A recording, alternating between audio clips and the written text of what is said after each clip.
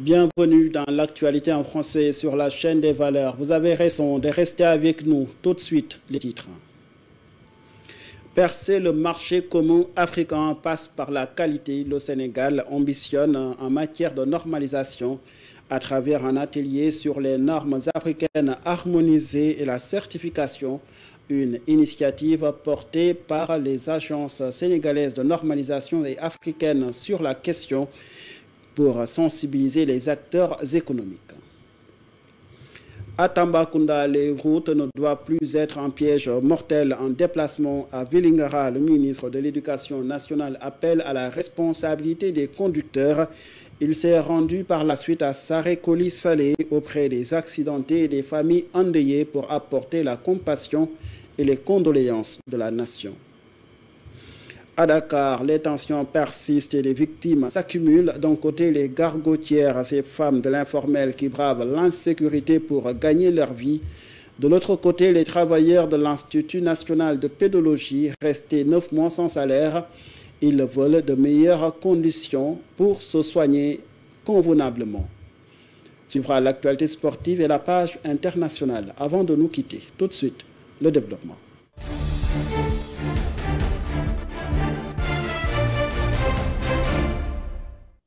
Bonsoir, des normes de qualité et certifiées sont une condition sine qua non pour percer et profiter du marché commun africain. C'est ce qui ressort d'un atelier de sensibilisation sur les normes africaines harmonisées et la certification. Cet atelier est le fruit d'un partenariat stratégique entre l'Association sénégalaise de normalisation et l'Agence africaine de normalisation. Voici en cela les explications du secrétaire général de l'ARSO, Hermogène Nassingamana, au micro de Cheikh Oumar Tall. Lorsqu'on regarde l'harmonisation des normes, on a 54 pays au niveau de l'Afrique et on veut avoir à utiliser le principe qu'on appelle une. C'est une norme, on peut avoir un test et un certificat délivré qui peut être accepté par les autres pays de tout le continent.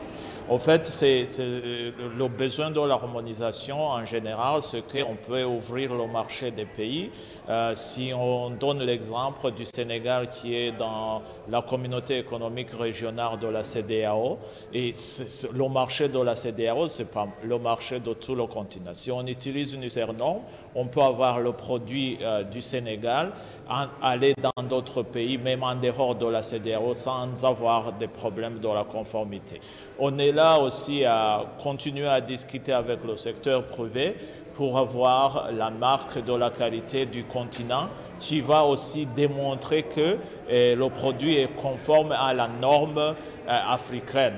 Ça, c'est très important parce que lorsqu'on regarde les accords de la zone de libre-échange continentale, on demande que les pays puissent utiliser la norme africaine de normalisation. On a aussi un document de cadre des règlements techniques qui demande de retirer les normes qui ne sont pas conformes avec les normes africaines de normalisation. Retirer les normes qui ne sont pas conformes avec les normes africaines de normalisation, parce que le Sénégal compte 800 normes certifiées, mais dans ces 800 normes, seules 100 sont des normes certifiées à l'échelle continentale. C'est pourquoi des efforts doivent être fournis dans ce sens pour bien positionner le pays dans le marché commun africain. Entendez par là la zone de libre-échange continentale africaine. Fort de ce constat, le gouvernement du Sénégal fait de la qualité et de la certification un pilier essentiel du développement des petites et moyennes entreprises, selon le secrétaire d'État chargé du développement des PME-PMI. Ibrahima Thiam est au micro de Cheikh Oumar Tall. Le projet qui nous réunit aujourd'hui et qui est le fruit d'une collaboration entre l'ASN et l'ARSO est parfaitement aligné aux orientations de la vision Sénégal 2050. Il constitue un aperçu du volet accompagnement des PME et des PMI de la nouvelle politique nationale de qualité en cours d'élaboration. J'ai réitéré ici ma demande de collaboration entre mon cabinet et l'ASN pour mieux intégrer la dimension PME et les PMI dans la politique nationale de la qualité. Et pour ce qui nous concerne, et comme je l'ai indiqué si haut, la qualité est une composante essentielle de la stratégie nationale de promotion et de développement des PME et des PMI. Mesdames et messieurs, à travers cet atelier, nous espérons partager des connaissances, des outils et des ressources qui permettront à nos entreprises de surmonter les obstacles liés à la certification et à l'adoption des normes en vue de construire une économie forte avec des PME et des PMI capables de rivaliser sur le marché continental et international. C'est pourquoi je vous encourage tous à profiter au maximum de cette plateforme d'échange. Vos voix, vos expériences et vos suggestions sont essentielles pour élaborer des stratégies qui répondent aux besoins réels de nos entreprises. Tambacounda, de la responsabilité et de la prudence sur les routes, car chaque vie qui reste sur les accidents de la circulation est une blessure profonde pour le pays. Ces propos ont été tenus par le ministre de l'Éducation nationale, Moustapha Mamba Guirassy, pour conscientiser les chauffeurs sur le drame de la circulation. En visite aux accidentés, le ministre Moustapha Mamba Guirassy s'est rendu à Saré-Koli-Sali pour présenter les condoléances de la nation aux familles éplorées suite à l'accident qui s'est produit en fin de semaine dernière. Suivons ces propos. Le véritable problème de notre pays, bien sûr, il y a des problèmes économiques, mais le véritable problème, c'est l'unité. Renouer avec ce que nous avons de plus fondamental, sans complexe, renouer avec notre héritage culturel. Si on cesse, si on coupe ces liens avec ce qui fait de nous ce que nous sommes, nous perdons tout et nous sommes en train de tout perdre. Donc je profite encore une fois de l'occasion pour demander à mes concitoyens, aux compatriotes, de préserver l'école, de préserver ce que nous avons de plus précieux, nos enfants, dans des cadres plus propres, plus hygiéniques, plus sécurisés. Que chacun s'investissent pour que l'école puisse réussir et transformer. Nous parlons de société éducative. Chacun doit participer à l'effort d'éducation. En tout cas, merci à toutes les autorités, Madame le gouverneur, merci à Monsieur le maire, merci aux députés, merci au conseil départemental, merci donc aux responsables du projet d'ailleurs. Je profite de l'occasion pour saluer leur initiative, donc la prise en charge totale donc, de tous les frais qui sont liés à ces soins actuellement accordés donc, à ces enfants. Merci donc à l'encadrement, à l'hôpital, la direction. Vraiment, merci beaucoup. Et je me souviens de mon passage ici, il y a 2 ans, 3 ans.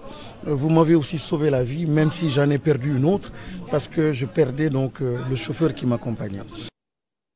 Tristesse et consternation se lisent dans les propos du ministre de l'Éducation nationale, Moustapha Mamba Guirassy. Ils sont restés 9 mois sans salaire à l'Institut national de pédologie. Les travailleurs lancent un cri de cœur aux autorités. Tout est parti, selon le personnel, d'un manquement administratif entre leur direction et la société qui gère leur assurance Sanlam. Résultat, ces travailleurs ne peuvent plus se soigner en cas de maladie à moins de débourser leur propre argent, chose inacceptable. Selon leur porte-parole, Adam Ndiaye s'exprime au micro de Pape Alassane Diop. Depuis 9 mois maintenant, les agents de l'INP ne bénéficient plus de leur couverture d'assurance maladie auprès de la société Sanlam Alliance Assurance, pourtant titulaire du marché. Donc, et cette interruption n'est pas le fruit d'une négligence des agents que nous sommes, mais d'un manquement administratif grave. Donc je rappelle que le marché qui nous lie avec Sanlam Alliance a été lancé le mois d'avril 2023, mais que la validation de la DCMP n'est intervenue qu'en novembre 2023, ce qui constitue un vice de procédure manifeste aux conséquences lourdes pour les salariés. En d'autres termes, aujourd'hui, le personnel est privé de son droit le plus fondamental de santé. Donc pour se soigner, le personnel est obligé de mettre la main à la poche et ça c'est inacceptable. Alors que la santé, c'est la réglementation. C'est le décret 75-45 de 1900, c'est le décret 75-35 du 3 avril 1975 qui nous confère ce droit-là. Donc nous appelons en fait le ministère de tutelle, qui est le ministre de l'Agriculture, à apporter des solutions le plus rapidement possible face à cette situation. Parce que si on veut régler la gestion durable des terres, le problème de santé des sols, ainsi que la fertilité de nos sols, en fait, d'assurer la souveraineté alimentaire, il va falloir que le personnel, les agents de l'INP soient dans de très bonnes conditions. Vous l'avez constaté depuis quelques mois, ces séries de déguerpissements dans Dakar et dans plusieurs régions du pays. Les principales victimes de ces déguerpissements sont les travailleurs informels qui perdent leur local qui leur servent de source de revenus. Et dans cette frange figurent les gargotières, ces femmes qui bravent tous les jours l'insécurité pour gagner leur vie. Ndagou Diasek, secrétaire général du syndicat national des gargotières du Sénégal, plaide pour la ratification de la convention C190 de l'Organisation internationale du travail qui vise la fin des violences en milieu professionnel. J'y arrive. Suivons ces propos au micro de Pape Alassane Diop. Les femmes gargotières ont d'énormes difficultés pour travailler dans les rues. Non seulement nous encombrons les rues, mais aussi il y a le déguerpissement. Parce que je dis toujours que le déguerpissement, sans recasement, est une pure forme de violence. Nous travaillons dans des conditions vraiment très précaires. Pendant la pluie, nous travaillons sur des bâches. Il y a la poussière. Mais donc il y a un manque d'hygiène et de sécurité. Hein? Nous manquons vraiment de sites de recasement. Nous n'avons pas de protection sociale, ni d'appui, les financements à des taux vraiment qu'on ne peut pas supporter. Donc l'État doit nous aider pour avoir des sites de recasement, pour avoir des gargotes appropriées à la restauration. Aspect sécuritaire. La sécurité, nous vendre sous des tentes. Des fois, il y a des incendies, il y a les voleurs aussi. Il y a même aussi ceux qui viennent manger sans payer, parce que aussi la vie est chère. Hein? Il y a aussi les violences, parce que ce sont les enfants qui distribuent les plats de repas dans les bureaux. Et des fois, nous recommandons la ratification de la 590 contre les violences et harcèlement. Voilà. À Thiès, un mémorandum a été déposé devant les autorités déconcentrées pour dénoncer la précarité qui pèse sur le métier de journaliste. Une manière symbolique de célébrer la journée internationale de la liberté de la presse. À Thiès, la presse locale a préféré remonter ses revendications professionnelles. Au niveau de la gouvernance, plusieurs points ont été soulevés par les journalistes locaux. Parmi ces points, l'érection d'un local leur permettant de faire correctement leur travail. Khadioum porte leur voix. Les journalistes de la région proposent l'aide de la presse équitable et transparente, une répartition plus juste avec une prise en compte des journalistes correspondants régionaux. Ces correspondants qui sont dans les différentes régions du Sénégal et qui souffrent, il faut le dire. Création ou mise en place d'un siège pour la presse locale, un espace autonome et équipé pour le travail, mais également pour les différentes réunions. Accès au logement. L'on veut que les journalistes qui sont dans les régions soient mieux pris en compte concernant certains programmes, comme le programme national des 100 000 logements de l'État du Sénégal. Formation professionnelle continue, mise en place de programmes réguliers de renforcement de capacités. Nous, professionnels des médias, on en a besoin. Soutien à la Fédération nationale des correspondants régionaux. On vous annonce ici que sous peu, une nouvelle organisation verra le jour.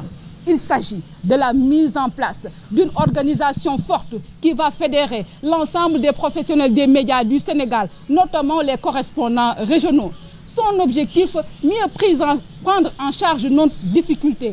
Parce que les correspondants régionaux du Sénégal ont des difficultés spécifiques et nous, on a constaté que ces difficultés ne sont pas assez prises en charge, surtout par les structures qui existent déjà au niveau du Sénégal. C'est pourquoi c'est à Thiès que cette organisation, on va le mettre ici à Thiès.